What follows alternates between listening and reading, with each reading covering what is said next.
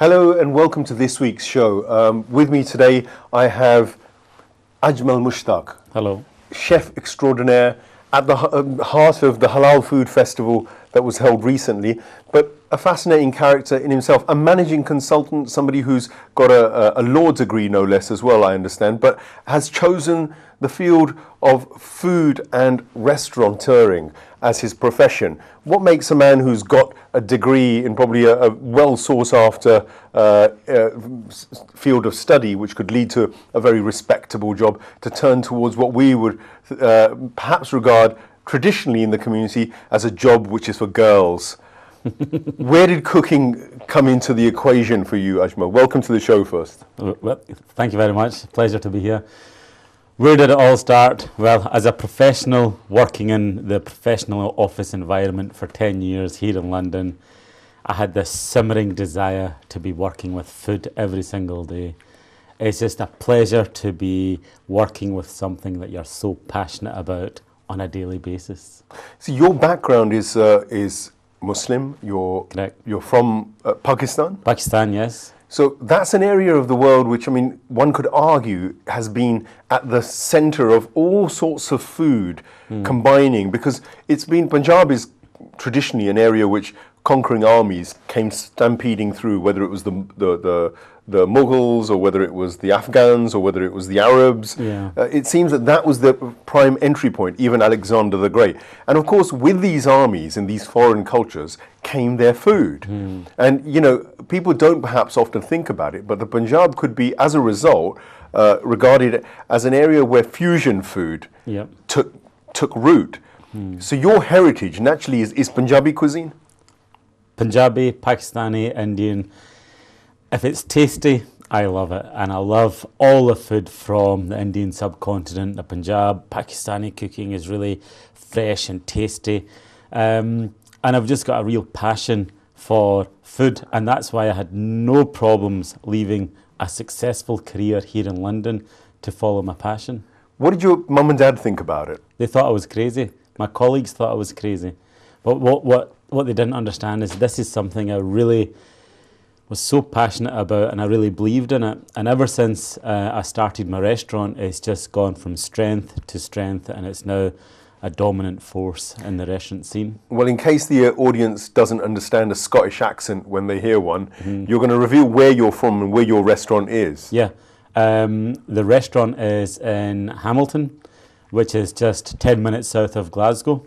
And the name of the restaurant is Mushtaq's Restaurant, named after myself. And so what led you to actually running a restaurant? Because you could just have been a chef and worked for other people.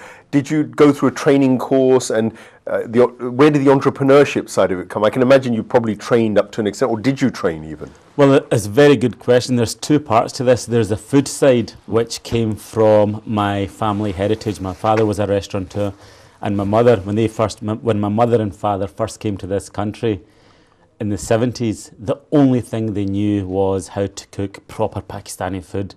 So they opened up a little restaurant and it just took off. And from there, I mean, I was brought up in the Indian restaurant scene. So I've learnt to cook by default, just by being around my parents. And then when I left school, I worked with my father for 5 years. So he taught me very well. So that's the food side of things. Then the business side of things I learnt from university. I studied law, I studied a master's in finance, I studied a master's in management accounting, so I had 3 degrees. And then I worked for the largest consultancy in the world at executive level. So that's where I got all my business skill from. So now what I've done at Mushtaq's Restaurant is I've combined all the food knowledge with all the business knowledge, and it's now a great business. Well, this is really inspirational for young people who are setting out and who want to do something creative and maybe a bit out of the box. And you're a great example of how you can be successful in business. And of course, the Muslim community is not alien to the world of food or making restaurants which are world-beating. There are examples of that out there. And I'm going to go on to asking you why you think yours is particularly good and what your aims are. But I'm also interested in your advice to young people, young Muslims who are just entering university or want to drop out of school perhaps. And if they were trying to get into your business or your field, what would you recommend to them? I would say to youngsters out there, it's worthwhile having an education under your belt, because then you can fall back in anything. You know, you can fall back in that. Have an education, work in the professional environment, work for companies for a few years. There you learn some fantastic skills like teamwork, professionalism, communication, leadership. Learn all those skills in the professional environment, and then you can go out away and set up your own business, and you've got a much better chance of succeeding. So coming back to, I mean, that's great advice, and coming back to our own community, the Pakistani or the Muslim food industry, a lot of it tends to veer towards the smaller scale businesses, family run. Yeah. There's a lot of grills, kebabs, the fast food industry seems to be where a lot of our trade is. The Bengali community, who are obviously Muslim in the main as well, they've gone for sort of middle of the road restaurants, formal restaurants, and that seems to be where Muslim or Bengali food, their interpretation of the food of the subcontinent seems to have rested. The Lebanese are in there with their own particular version. You go to Edgware Road in London and there's an array of restaurants almost identical. They're almost like corporate identicates. Yeah. You can go on and on. We seem to have replicated certain styles. Yeah. Is there scope for moving on and doing something different? Absolutely. I think a lot of the restaurants are family-run restaurants, and they're run in almost a similar fashion, and I think they could, a lot of businesses, I'm going to call the restaurants businesses because effectively they are businesses, they can really benefit from having an edge of professionalism added to them, and that's in terms of customer service, it's in terms of the way they brand their business, the way they engage with the other business community, the way they engage with their community around them, and that then leads to other opportunities, like maybe supplying on a wholesale level to other companies or other distributors. So there's real value in adopting a more professional approach. What are some of the hurdles you faced in making your business come to life? Well, the biggest hurdle was transitioning from a secure, safe, well-paid job here in London to uproot my family, move to Scotland, back home, that's where my family's from, and start a business from scratch. It was that was a massive, massive risk. What was the first challenge there? I mean, after that risk, what was the first real challenge for you? Well, the first challenge was developing the brand and the restaurant, but that was fairly straightforward. The biggest challenge was actually convincing the public that this brand of Indian food is proper Indian food. So, for example, it's exactly the same way my mum would cook food at home, or the food we were brought up on. And in the early days when the customers came and tried it, they thought, oh, it's not got any food colouring in it, it's all natural, it's not that, we're not used to it, it's completely alien. And there were a lot of customers who thought, we don't know if this is good or bad, we're not sure about this. But fortunately, customers saw through. Customers saw that it's really good food. It's home style cooking. So initially, it wasn't what they were used to. Perhaps they were used to a lot of the standard Bengali style curries or some of the other Punjabi restaurants. Yeah. And so they were looking for that, perhaps. Exactly. And bright colours, bright green curries or bright red curries. Like, for example, in Scotland, chicken tikka masala, chicken tikka chasni, they're bright red. In our restaurant, they were just a natural colour, and people were like, oh my God, this isn't a chasni or this isn't a tikka masala because it's not glowing red. And I had some time convincing them, listen, it's a proper chicken tikka masala. If you were come to my house, this is exactly the way I would cook it. So that was the initial hurdle, getting people to convince. That took a few months, and then from there, the business it's just grown from strength to strength, and it's booming. Well, it's great news. We're going to perhaps see a few shots of the business in action. Perhaps later we'll be able to maybe get some footage about about the actual premises. But coming on to your personal influences, do you think this business about food and your relationship with food in your early age had a big influence? And we all eat food, but not all of us end up being chefs. So where is it that you suddenly get the urge to have that transition from being a consumer to actually wanting to cook? Well, when I was in Scotland, I went to university in Scotland, so I brought up in the home, stayed at home, even while I was at university. I had no major interest in food at that time, even though I worked in the kitchens for 5 years. And the reason for that was I was consumed and surrounded by food all day long. It's only when I moved to London and started working in a professional corporate environment where there was no proper Indian style cooking, I started to miss it. And then as a management consultant travelling all over the UK, I would go to restaurants and time again, I would be disappointed with the food. Because I'm away from home, I'm working, all I want at the end of a hard day is just a nice meal. And that's very difficult to find, very difficult to find a proper Pakistani style cooked dish. So that's where my interest, and then I started cooking at home, and then I thought, you know what, I really enjoy this. And I'd cook at home almost every other night. And from there, 10 years ago, or now 14 years ago, my interest just grew and grew to the point where I loved cooking. I loved experimenting with different flavours, ingredients and dishes. It was just a joy. But at no stage did you go to a formal course? Well, I learnt how to cook in the kitchens of my father's restaurant when I left school, and I was there for 5 years. Sure. So, I mean, that's hope for people who've not done the formal thing, because if you look at a lot of the formal chefing techniques, knife techniques, the techniques for kind of display, the artistry that goes with some of the modern, especially the modern cordon bleu or fusion foods in the upmarket restaurants. In a way, you don't need that. Good food is good food, and overworking the display. I mean, I think from a Punjabi perspective, I'd say, look, show me how much you've got and how tasty it is, not how good looking it is. And I was at the Halal Food Festival there, and I said to all the people, with my cooking, there's no fancy presentation, there's no fancy ingredients that you've never heard of from all over the world. It's just good quality, tasty food. And see, when people pay money, that's what they want. They effectively eat food to have nice taste and to fill their belly. They're not there to sort of tinker around with some fancy presentation. And I think that's why the Mushtaq's brand of food has really taken off, because it's no nonsense.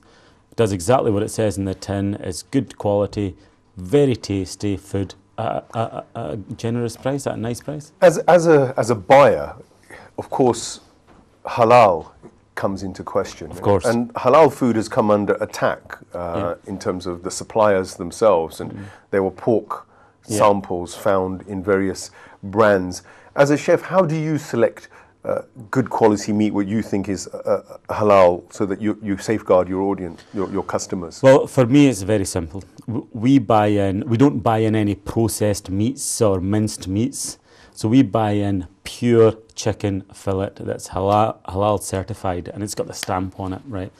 And then we take the fillet out and we cut the pieces ourselves. So the chicken is effectively handled ourselves. And it's exactly the same for lamb. We buy in the lamb and we dice it ourselves. So there's no chance, you cannot mix lamb with beef or lamb with pork or anything. It cannot happen, because our buying process is so stringent, and we buy only from reputable suppliers. Well, that sounds like a good code of practice, but is it followed generally by a lot of our halal food retailers and operators? I suspect not.